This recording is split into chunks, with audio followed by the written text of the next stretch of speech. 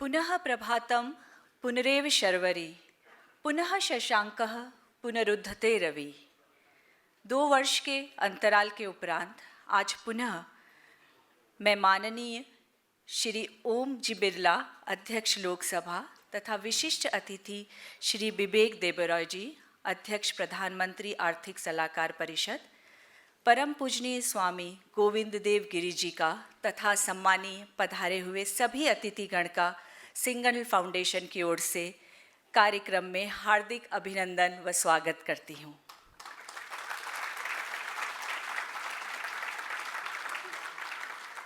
आप सभी से निवेदन करती हूँ कि अपना मोबाइल फ़ोन साइलेंट मोड पे कर दें या स्विच ऑफ कर दें। आदरणीय श्री अशोक जी सिंघल एक ऐसे व्यक्ति थे जिन्होंने अपना संपूर्ण जीवन विश्व हिंदू परिषद के मंच से हिंदू संस्कृति या वैदिक संस्कृति के संरक्षण के लिए समर्पित कर दिया। वेदों में सूर्य, चंद्रमा, पृथ्वी, जल, अग्नि, वायु, आकाश आदि सभी को देवतुल्य रूप से पूजा गया है, क्योंकि ये तत्व पर्यावरण में उचित संतुलन बनाए रखते हैं। इनके कारण हम मनुष्य तथा समस्त प्राणियों का अस्तित्व बना हुआ है। ऐसी है हमारी वैदिक संस्कृति। सर्वे भवन्तु सुखिनः, सर्वे सन्तु निरामया, सर्वे भद्राणि पश्यन्तु, माँ कश्चिते दुख भाग भवेत्। आदरणीय श्री अशोक जी सिंघल का वेदों में प्रबल विश्वास था।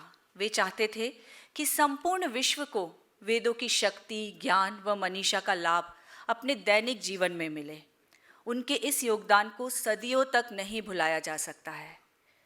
उन्हीं की स्मृति में सिंघल फाउंडेशन इस यज्ञाग्नि को भारतात्मा अशोक जी सिंघल वैदिक पुरस्कार के रूप में प्रज्वलित कर रही है। आइए परंपरानुसार कार्यक्रम का शुभारंभ व्यास वंदना से करते हैं। मैं आमंत्रित करती हूँ युगम शर्मा जी को, वैभव शुक्ल जी को और राघव शर्मा जी को। आप आचार्य श्री चंद्रभानु शर्मा जी के शिष्य हैं तथा बद्री भगत वेद विद्यालय मंडोली से आए हैं।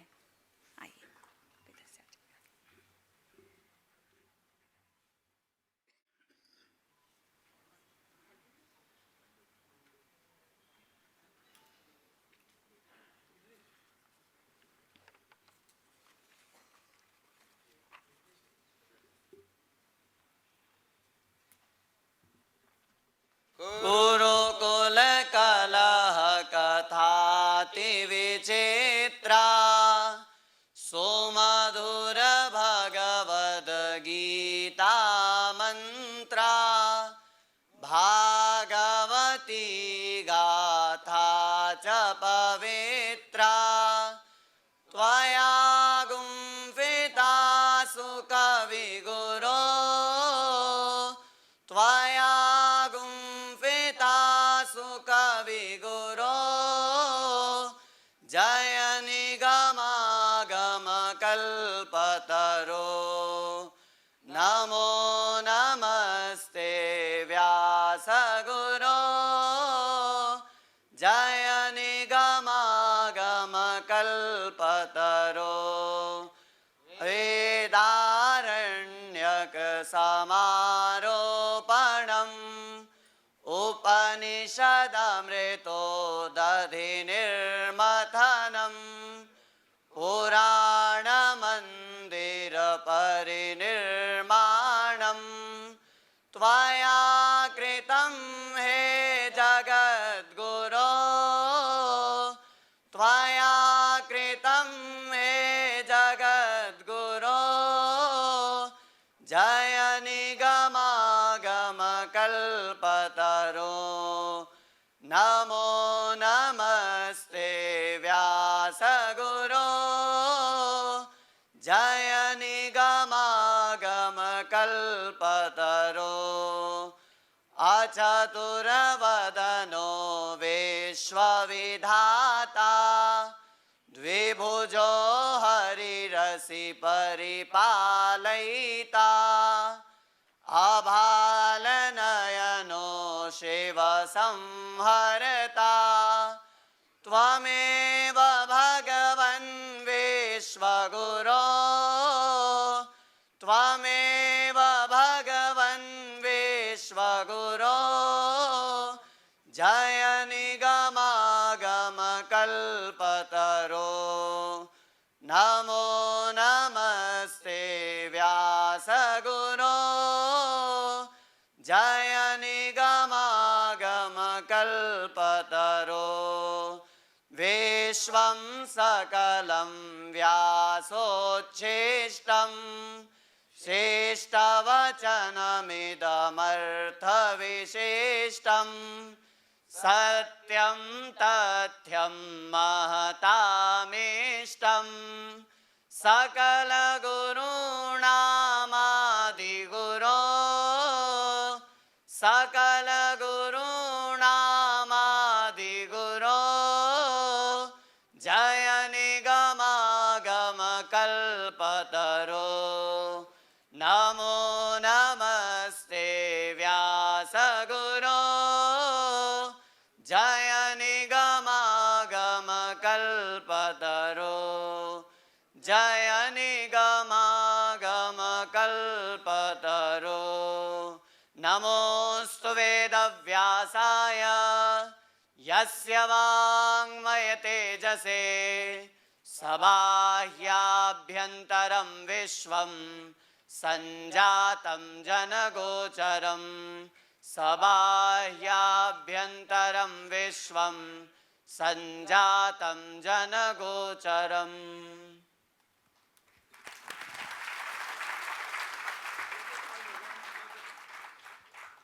वेदव्यास भगवान की जय।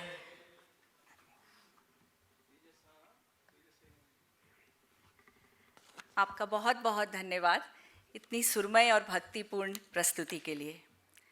आज के कार्यक्रम के विशिष्ट अतिथि पद्मश्री डॉक्टर बिबेक जी देबरॉय को मैं आमंत्रित करती हूँ। आप एक भारतीय अर्थशास्त्री हैं जो भारत के प्रधानमंत्री के आर्थिक सलाहकार परिषद के अध्यक्ष के रूप में कार्यरत हैं। आप संस्कृत भाषा में पारंगत हैं तथा आपने समस्त वेदों तथा अन्य कई प्राचीन ग्रंथों का अंग्रेजी भाषा में अनुवाद किया है। साथ ही आप भारतीय सरकार के थिंक टैंक नीति आयोग के सदस्य भी रह चुके हैं। आपका स्वागत है सर।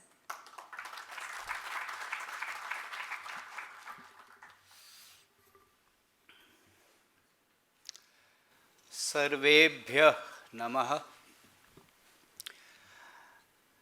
अद्य एतस्मिन् कार्यक्रमे विशिष्ट अतिथिरूपे आगतवान्, निमन्त्रणं प्राप्तवान्, परन्तु अहम् अनाहारः, अपि च सिंघल परिवारस्य प्रियार्ह अस्मि। संस्कृत विषये रुचि भविष्यति, तर्हि आह्वानं स्वीकृतवान्। संस्कृतं स्वल्पं वदामि, अनभ्यासात् त्रुटिः भविष्यति, अतः आङ्ग्लभाषायां वदामि, क्षम्यताम्। Respected Om Birla ji, respected Swami ji, the Singhal family, distinguished guests and invitees. I meet a lot of young people these days. I've always met them, but particularly these days I meet a lot of young people. And they say, obviously I'm not talking about the people who are here, and they say, I am agnostic. They say I am atheist. And I don't really understand what these words mean. The word a is a negation. So if you're going to tell me you're agnostic, you will have to tell me what is the gnostic that you're negating. If you're atheist, you will have to tell me what is the theism that you are negating. You cannot always be like Pakistan, defining yourself as a negation of India. I will come to atheism later. The word gnosos, gnostic, is cognate with jnana. So if I say I am agnostic, I am saying I want to be a jnana. That does not seem to me to be very logical. How can anyone be against jnana? And the word Veda, as everyone present here knows, stands for knowledge. The word Veda is not limited to the Samhitas, the Rig Veda, Yajurveda, Samaveda, Atharvaveda. There are the Brahmanas. There are the Aranyakas. There are the Upanishads. There is Vedanga. To understand the Vedas, I need to know Chanda, Vakaran, Jyotish, Kalpa, Nirukta, all of that. All of that is knowledge. The Shara Darshanas are part of that knowledge. In that vast reservoir of knowledge, there are other things also. Sarvesang Vedanam eva upaveda bhavanti. There are the Upavedas. There is Gandharva Veda.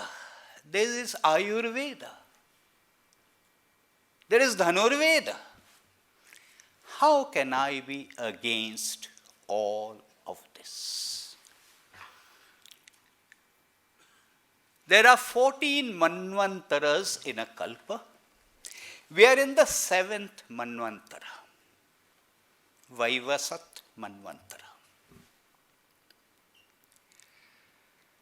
And in the 28th Dwapara Yuga of every Manvantara, there is a Veda Vyasa who comes along and classifies the Vedas.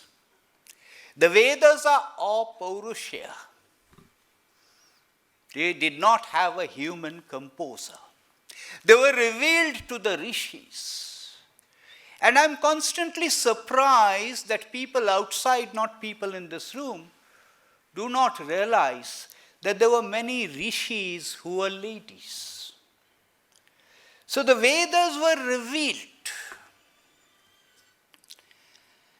And I must congratulate an initiative like the one that the Singhal family is doing,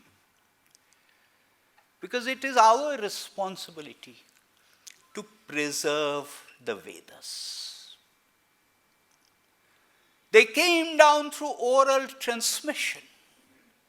And again, as most people here know, several of the Shakas have now been lost. They no longer exist. We must therefore preserve what remains. We must preserve what remains through the Guru-Shishya Parampara. The Vedas are eternal, but the Vedas also get destroyed. Sri Krishna or Vishnu, in his Matsya Avatara, had to rescue the Vedas when they were dragged down into Rasatal by Hiranyaksha. Pralaya payodhi jale dhritavana sivedang vihita vahitra charitram khedam keshava dhrita meena sharira jaya jagadisha hare. So we need to preserve the Vedas. I said I will talk about agnostic. I have. Atheist. The word Nastika, all of you here know much more than I do. The word Nastika is not an atheist. The word Nastika is a non-believer. It may be a non-believer in the karma kanda of the Vedas, but it is not an atheist. An atheist is a Nirishwarvadi. And the word Nirishwarvadi is rarely used in our text. It is used, but rarely. Nastik, to my way of understanding, is someone who does not completely believe in the karma kanda. And Sri Krishna also says in the Bhagavad Gita, Yamimang pushpitang bachang prabadanti abhipaschita vedavadarata partha nanyate astiti vadina. So I can understand people opposing karma kanda. But this reservoir, this jnana kanda, it needs to be preserved. It needs to be preserved not only for those of us who are here, it needs to be preserved for posterity. Because this is something that has come down to us, down the kalpas, down the manantaras. It has been there, it will continue to be there, it needs to be there. So finally, again, let me congratulate this initiative. Namaste.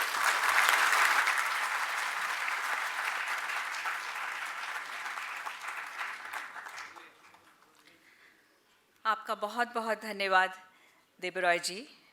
अब मैं आमंत्रित करना चाहती हूँ परम पूजनीय स्वामी गोविंद देव गिरी जी से कि वह अपने पुण्य विचारों से हमें अवगत कराएं।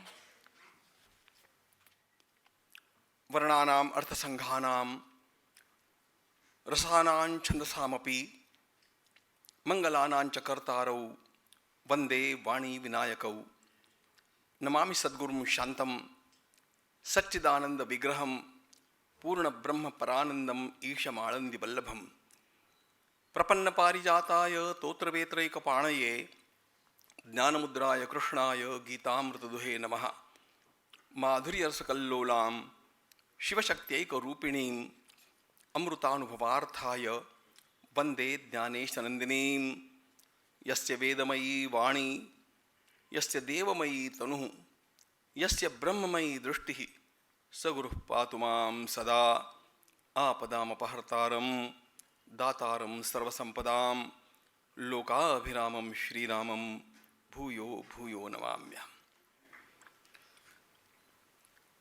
भारतात्मा पुरस्कार के वितरण के इस समारोह में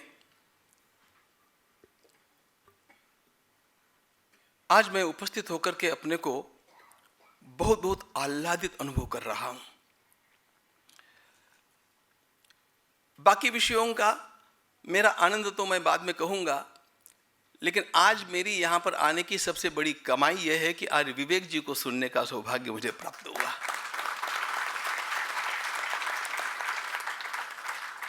मैं भारत सरकार की उस प्रणाली का अभिनंदन करना चाहता हूं जिनके अधिकारियों में हमारी परंपरा पर निष्ठा रखने वाले ऐसे लोगों को उच्चतम स्थान प्राप्त है। हम जो आशाएं कर रहे हैं इस सरकार से, हम जो आशाएं कर रहे हैं वर्तमान प्रणाली से, आज मुझे पुनः एक बार दृढ़ विश्वास हो गया कि हमारी आशाएं सत्य है और ये राष्ट्र उठ करके रहेगा।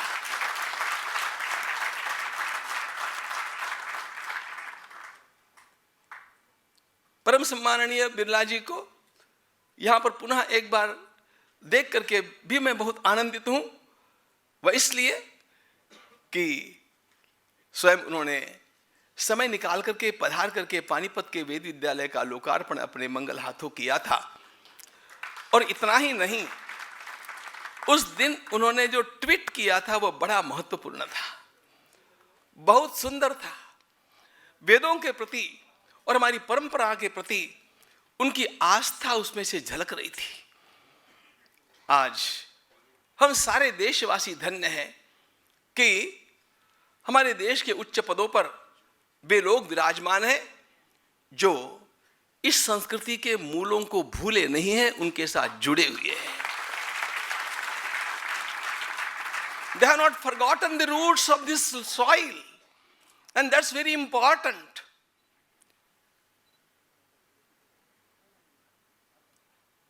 मैं अत्यंत श्रद्धापूर्वक स्मरण करता हूं हमारे मार्गदर्शक परम श्रद्धेय वैकुंठवासी सम्माननीय अशोक जी को, जिनकी वेदनिष्ठा अपार थी।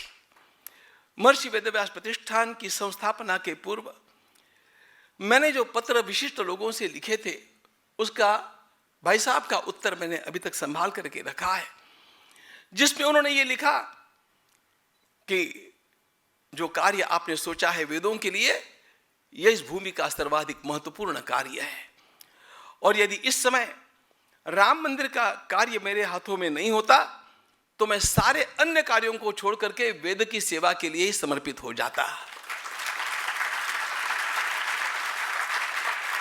यह उनकी परंपरा से वेदों के लिए भावना थी। इस पुरस्कार का जब नामकरण करने का मंगल क्षण आया, यह हरिद्वार की घटना है, विस्तार नहीं करूंगा, समय मेरे पास बहुत थोड़ा है, लेकिन मैंने कहा इसका नाम अन्य कुछ भी नहीं हो सकेगा, इसका नाम भारतात्मा अशोक सिंघल पुरस्कार ही होगा। और यह भारतात्मा शब्द, इससे अधिक समर्पक शब्द आपको खोज करके भी नहीं मिलेगा, क्योंकि सम्माननीय अशोक जी की आत्मा में भारत बसा हुआ है और भारत की आत्मा में वेद बसे हुए हैं। भारतात्मा शब्द का दोनों ओर से अर्थ होता है। हम इस वेद की सेवा के लिए चल पड़े। 32 वर्ष पहले जब मैंने इस कार्य का आरंभ किया, उस समय मुझे डर लग रहा था कि हमारी परंपरा का क्या होगा। थोड़ा सा भी विलंब हो गया तो अगली पीढ़ी में पढ़ाने वाले भी कहां मिलेंगे, और इसलिए व्याकुल होकर के महर्षि वेदव्यास प्रतिष्ठान की स्थापना के माध्यम से मैं इस सेवा में जुट गया। परमात्मा की अपार कृपा रही, कारवा बढ़ता गया और एक एक करके आज 32 वेद विद्यालय पूरे उत्तर भारत में कार्यरत है। ये सब हम क्यों करना चाहते थे? वह इसलिए करना चाहते थे कि संपूर्ण मानवता का कल्याण वेदों में निहित है। संपूर्ण मानवता का कल्याण भारत के सामर्थ्य में निहित है। भारत समर्थ होगा तो संसार सुखी रहेगा, और भारत को समर्थ करने के लिए जिन बातों की आवश्यकता है उसमें मुख्य बात वेदों का पुनर्जागरण आवश्यक है। इस देश के साथ बहुत बड़ा खिलवाड़ हुआ। इसके आत्मविश्वास को समाप्त करने के लिए सारे हथकंडे अपनाए गए। देश वो खड़ा होता है जिसका आत्मसम्मान, आत्मगौरव और आत्मनिर्भरता अक्षुण्ण बनी रहती है। यदि इस देश की आत्म गौरव की भावना, यदि इस देश की आत्मनिर्भरता को हम लोगों को बनाए रखना होगा, तो एक और जैसे हमारे सम्माननीय प्रधानमंत्री महोदय रोज विकास का मंत्र जपते हैं, उस विकास का ही मार्ग पकड़ना पड़ेगा, तब देश आत्मनिर्भर होगा। लेकिन देश आत्मनिर्भर होकर के भी आत्मसम्मान पाएगा, ऐसा नहीं कह सकते हैं। केवल भौतिक समृद्धि के बल पर सम्मान नहीं पाया जाता, केवल भौतिक समृद्धि के बल पर विश्व का नेतृत्व नहीं किया जा सकता। विश्व का नेतृत्व किया जा सकता है जीवन मूल्यों के बल पर, और ये जीवन मूल्य प्राप्त होते हैं वेदों से। और ये जीवन मूल्य कैसे होते हैं इसको आपको देखना होगा, तो भगवान श्री राम की ओर देखिए, वे सारे जीवन मूल्य आपको वहां पर दिखेंगे। सोहमा जन्म शुद्धानाम आफलोदय कर्मणाम आसमुद्र क्षितीशानाम आनाकृतवर्त्मनाम यथा विद्युताग्नीनाम यथा कामार्चितार्थिनाम यथा अपराध दंडानाम। ये सारे जो जीवन मूल्य है, शैशवेभ्यस्त विद्यानाम यौवने विषयेषिणाम वार्धक्ये मुनिवृत्तीनाम योगेनान्ते तनुत्यजाम, ये भारतीय जीवनादर्श का एक समग्र दर्शन है, और यह वेदों ने दिया है। इसलिए भारत को विकास तो करना ही करना है। भारत को अर्थ की दृष्टि से और सामरिक सामर्थ्य की दृष्टि से तो निश्चित रूप से समर्थ बनना ही बनना है, लेकिन उसके साथ साथ इस बात का भी ध्यान रखना है कि भारत भारत बना रहे, भारत को अमेरिका नहीं बनने देना है। इसका वेस्टर्नाइजेशन नहीं होने देना है। Modernisation without westernisation, that should be our goal. और यदि भारत को भारत बनाए रखना है तो क्या करना होगा? बिना वेदम, बिना गीताम, बिना रामायणीम कथाम, बिना कविम कालिदासम भारतम भारतम नहीं। भारत भारत है वो इन लोगों के कारण है, इन विद्याओं के कारण है। और इसलिए मैंने सिंघल परिवार से एक अनुरोध किया कि वैदिकों की व्यवस्थाएं जो पहले से हो रही थी वो ठीक से हो रही है, अब और अच्छी भी होती जा रही है, लेकिन आवश्यकता एक बात की है कि मेरा वैदिक प्रतिष्ठित होना चाहिए, संसार में उसकी प्रतिष्ठा बढ़नी चाहिए। मैं वैदिक हूं यह कहने में ग्लानि का अनुभव नहीं, आत्महीनता का, न्यूनगंड का भाव नहीं, एक स्वाभिमान का स्फुरण भीतर से होना चाहिए कि हां मैंने वेद पढ़े। यह भाव जागृत होने के लिए यह भारतात्मा पुरस्कार राजधानी में ही दिया जाए, उत्तम आयोजन करके दिया जाए और व्यवस्थित रीति से दे करके इन वैदिकों का सम्मान बढ़ना। जब जितना जितना वैदिकों का सम्मान देश में बढ़ेगा, मित्रों ध्यान रखना, उतना उतना हमारा देश उठता जाने वाला है, अपने आप उठता जाएगा। इस भारत की एक विशेषता ध्यान में रखिए, जहां से वेदों का घोष लुप्त हुआ और जहां से यज्ञ की ज्वालाएं बुझी, वो प्रदेश हमारे देश से कटता गया है। हमने जो नुकसान सहा है वो सामान्य नहीं है, इससे अधिक नुकसान हम करने देना चाहते नहीं, उल्टे हम तो इस देश का नक्शा और विस्तारित करना चाहते हैं। और वैदिक करना होगा तो पुनः वेदों की ओर चलना पड़े। They are the forgotten roots of this soil. और इसलिए वेदों ने जो अत्यंत श्रेष्ठ जीवन आदर्श दिए हैं, जो अस्मिता का हुंकार दिया है, जो जिजीविषु नहीं विजिगीषु जीवनवाद दिया है, हम जीत करके रहेंगे ये दिखाया है, हमें उसी को लेकर के चलना होगा। और इसके लिए वेदानुप्रणित संस्कृति यहाँ पर अधिकाधिक फलती फूलती जाए, ये हमें देखना होगा। छात्रों के सामने मैं कहते रहता हूँ कि हम वैदिकों को केवल कर्मकांड करने वाले पुजारी नहीं बनना है, हमें कल्चरल लीडरशिप खड़ी करनी है, सांस्कृतिक नेतृत्व देश को देना है। और इसलिए मैं कहते रहता हूं, हमें वैदिकों में से कैसी मूर्तियां घड़नी है, वे मूर्तियां यादृश शंकराचार्य चाणक्य सायणस्तथा तिलको मालवीयश्च तादृशाः सन्तु पंडिताः। इन वैदिकों में से शंकराचार्य निकलेंगे, सायणाचार्य निकलेंगे, चाणक्य निकलेंगे, महामना मालवीय जी निकलेंगे, लोकमान्य तिलक निकलेंगे, और यही इस देश को नया प्रकाश देते रहेंगे। ये प्रकाश बढ़ता जाए, आने वाले दिन भारत के हैं और भारत में यह दिन जल्दी लाने की जो अत्यंत उत्कंठ अभिलाषा है वो पूर्ण करने का सामर्थ्य वैदिक विज्ञान में है और वेदों को लोगों में प्रतिष्ठित करने में है। वही परंपरा सिंघल परिवार निभा रहा है, इसलिए उनका भी अभिनंदन, आप सभी का अभिनंदन, धन्यवाद।